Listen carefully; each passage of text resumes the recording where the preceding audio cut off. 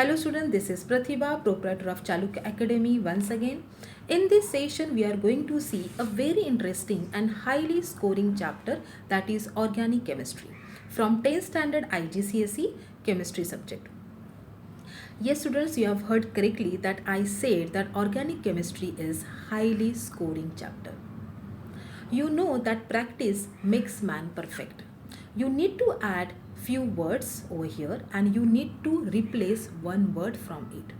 It means writing practice makes physics, chemistry and maths subjects perfect.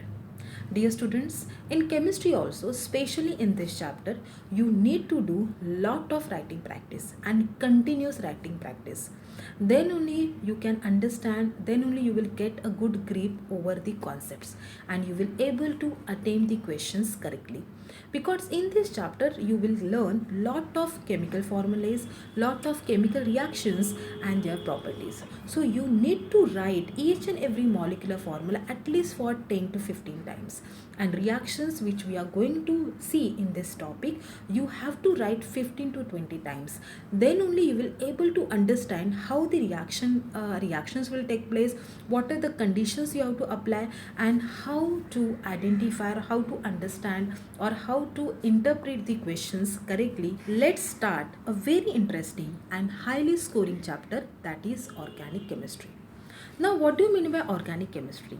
It is the branch of chemistry which deals with a huge number of compounds containing carbon atom. Carbon atom has a unique property, that is catenation property. In this property, carbon has a tendency to bond to itself many times, forming a long chain of carbon atoms or rings of carbon atoms. It will make a huge number of organic compounds. The chemicals that make up living organisms are all organic compounds. So here we can conclude that organic compounds containing, or the organic compounds are the compounds containing mainly carbon. Along with the carbon atom, it contains hydrogen and oxygen. Sometimes you have observed that the organic compounds along with carbon, hydrogen, oxygen, it is also linked with the nitrogen or sulfur or phosphorus. But in your syllabus, we will mainly deal with the organic compounds containing carbon, hydrogen and oxygen. So let's start with the chapter. So first we will see what do you mean by organic chemistry. So organic chemistry is the scientific study of the structure, properties and reactions of organic compounds. Definition of organic compound. Dear students, they do ask the definition of organic compound for 1 mark and they do ask the example of organic compound for 1 mark. So here I have given you a very simple and you have to use these compounds repeatedly in this syllabus. So I have given you only those compounds. Okay. So how do you define organic compounds? Organic compounds contain mainly carbon, hydrogen and oxygen. Sometimes it contains nitrogen, sulfur along with carbon, hydrogen and oxygen. So here I have given you 3 examples of organic compounds, that is methane, glucose and acetic acid. In organic compounds, you should not only know the name of the organic compound, but you should know the structure of the organic compounds correctly. Okay, so you have to be very thorough with the naming of the organic compound and structure of the organic compound. The next important topic in this chapter, that is hydrocarbons. Dear students, the name itself gives you an idea what do you mean by hydrocarbon. So this is again asked for 1 mark. Okay, most of the time it is asked what is hydrocarbon and give one example, that is definition for 1 mark and one example for 1 mark. Okay, so here what is hydrocarbon? A compound which contains only carbon and hydrogen is called what? Hydrocarbon. So you can take an example of a methane, ethane, hexane or benzene. There are many organic compounds, but you have to remember a few important compounds. Okay. Next is we will see a different ways to show or to represent the organic compounds. Okay, so there are three formulae by which we can represent the organic compounds. First is a general formula. Dear students, when I am writing the name of the compound, that is as ethane, the name will not give you an idea that exactly how many number of carbon atoms or how many number of hydrogen atoms present in ethane. But when I am writing this formula, you will exactly will know that how many carbon atoms are present over here and how many hydrogen atoms are present over here. So you can see here there are total 2 carbon atoms and 6 hydrogen atoms. So this is the advantage of writing a general formula of organic compounds. So how do you define a formula? A formula that states the ratio, actually it gives the exact ratio. So a formula that states the ratio of atoms of each element in a formula of a compound. That means general formula gives you an exact number of atoms of different elements present in a compound. So it is called what? General formula. Next is structural formula. In the structural formula, we have to show each and every type of bonds. We have to show each bond present in a compound. Okay, so example over here. So in this case, you can see we are having a 2 types of bonds. One is carbon carbon bonds and other is carbon hydrogen bond. So we are having 2 types of bonds over here. Okay, carbon carbon bonds and carbon hydrogen bonds. So when we are drawing the structure formula, we will know exactly how many carbon hydrogen bonds are there and how many carbon carbon bonds are there. So you can see here we have 1 carbon carbon bonds are there and how many carbon hydrogen? 1, 2, 3, 4, 5 and 6. So there are total 6 carbon hydrogen bonds. So the structure formula gives the expanded, this is also known as the expanded formula, where we can see each type and every bond of a compound. So how do we define it? A formula that shows the symbols for each atom in a compound with straight lines joining them to represent the covalent bonds. Next is third is known as a displayed formula. This is also known as a condensed formula. So in the condensed formula, we will show only carbon carbon bond. Okay, here you can see we will show only the line which is denoting the carbon carbon bonds. We don't have to show carbon hydrogen bond. So here you can see I have not shown the carbon hydrogen bond over here. So I have written all the 3 hydrogen atoms togetherly. I have shown here only carbon carbon bonds. Okay, so this is also known as a condensed formula, or these kind of formulae we are always writing while giving a chemical reaction or while giving the molecular formula of the compound. Okay, so this is called a condensed formula or this is called the displayed formula.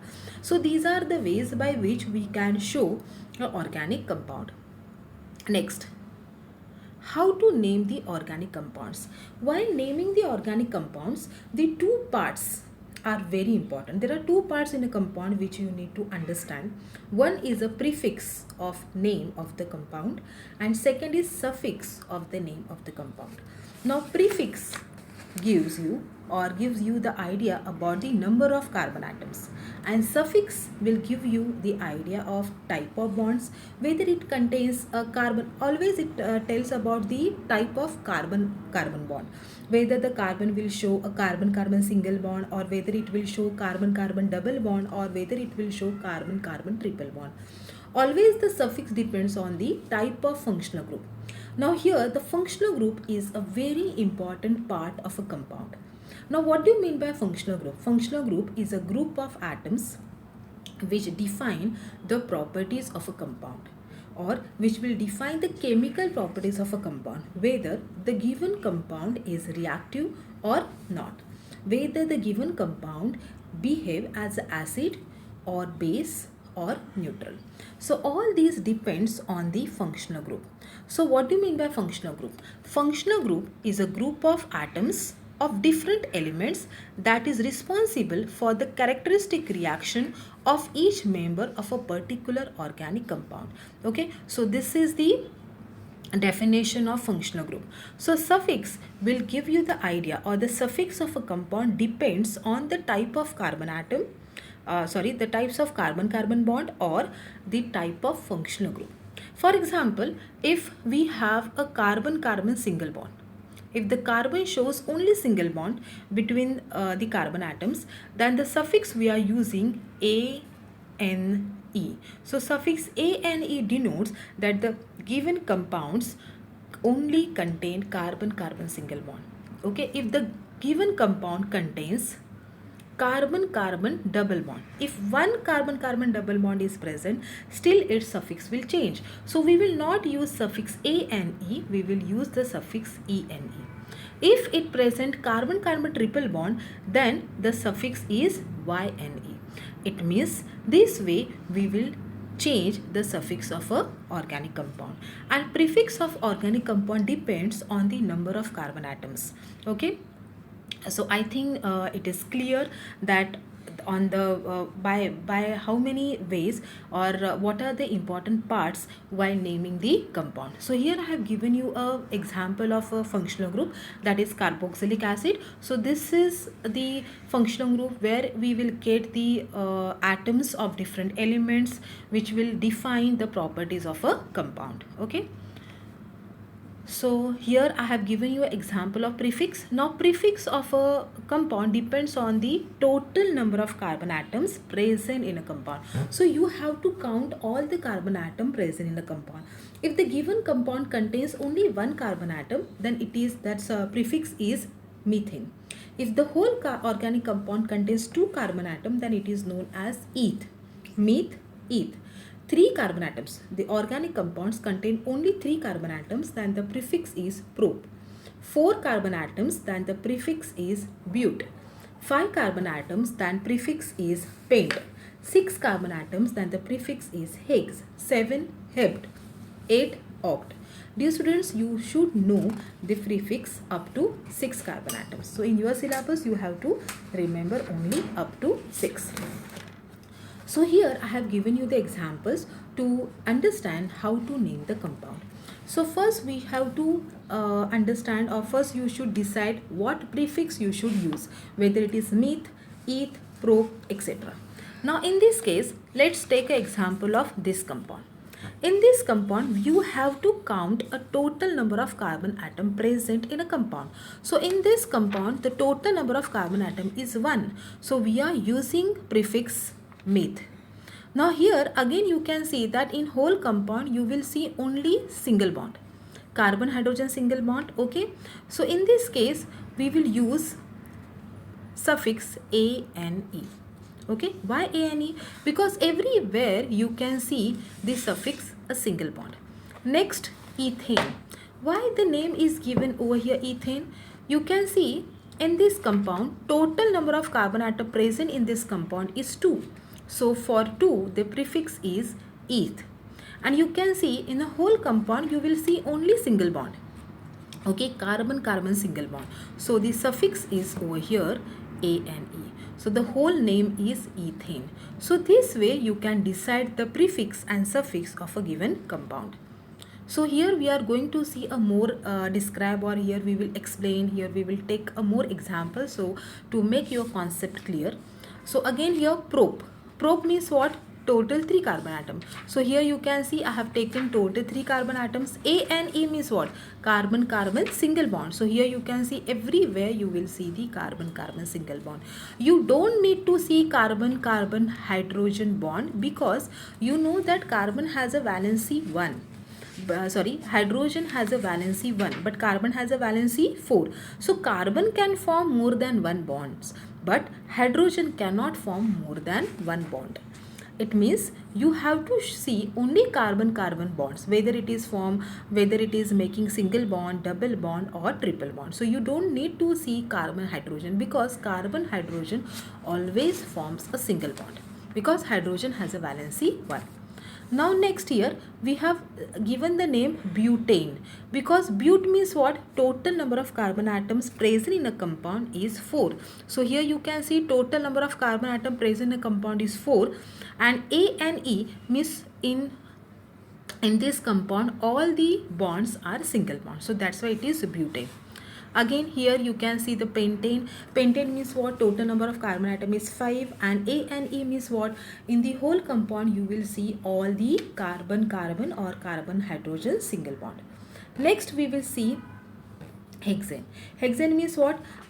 It contains what? 6 carbon atoms and all the bonds are single. Okay, so in this session we have seen what do you mean by organic chemistry, what do you mean by organic compounds, what are the examples of organic compounds, what do you mean by hydrocarbons, and how to name the organic compounds. Okay, so in the next session we will see elaborately the naming of organic compound with the help of IUPAC or common system. Thank you.